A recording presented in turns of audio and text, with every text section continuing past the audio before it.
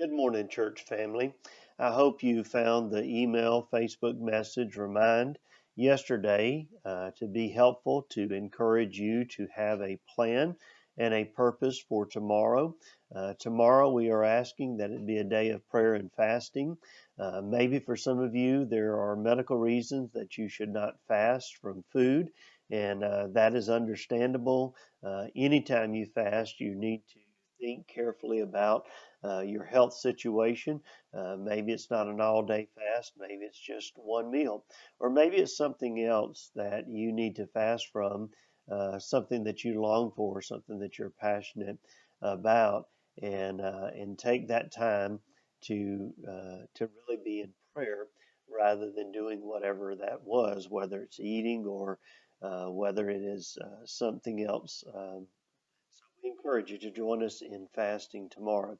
We'll gather together at 6:30 to pray in the sanctuary, 6:30 p.m. And so hope you can join us tomorrow night, Wednesday night, January 20th, for that time of prayer. I want to share one scripture with you. Saul was king, and he was not following the ways of God. He would oftentimes do things in his own strength, his own power, and not obey the voice of God.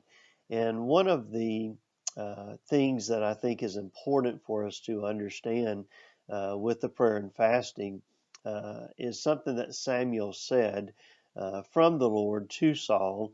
And Samuel said this: Has the Lord as great delight in burnt offerings and sacrifices as in obeying the voice of the Lord? Behold, to obey is better than sacrifice, and to listen than the fat of rams. And I want to encourage you that you would be obedient to God in this prayer and fasting. First, if God is calling you to join us in the fasting, then you need to obey Him in that.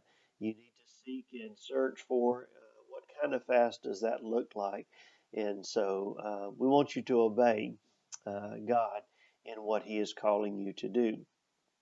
But I have found that in times of fasting, that sometimes God brings something to my attention that I was not expecting. Back in July, I went for a time of prayer and fasting, really seeking the direction that God had for our church. That's what I thought the time of prayer and fasting was to be about. And God really began to convict my heart about some things, really about my attitude towards my wife, and and and ended up I had to just really shift focus from the church to self, and really come to that point as I called Katie to come out and join me, and made some confessions to Katie, and just sought that our relationship would be what God wanted our relationship to be. And so you may have one purpose for this time of prayer and fasting, or multiple purposes, but God may end up revealing to you another purpose in that. We're going to pray for our nation. We're going to pray for the church. We're going to pray for ourselves. But in this time of prayer and fasting, God may reveal something to you that you were not expecting. And I want to encourage you that it's far better that you would obey God than to make great sacrifices, even the great sacrifice of not eating for a day or a couple of days. That can seem like, wow, that's a huge sacrifice. God's far more concerned about your obedience than how long you can go without eating food. And so I want to encourage you, let this time be a time that you would just surrender to God, be available to God, and that ultimately you would obey God. God bless you.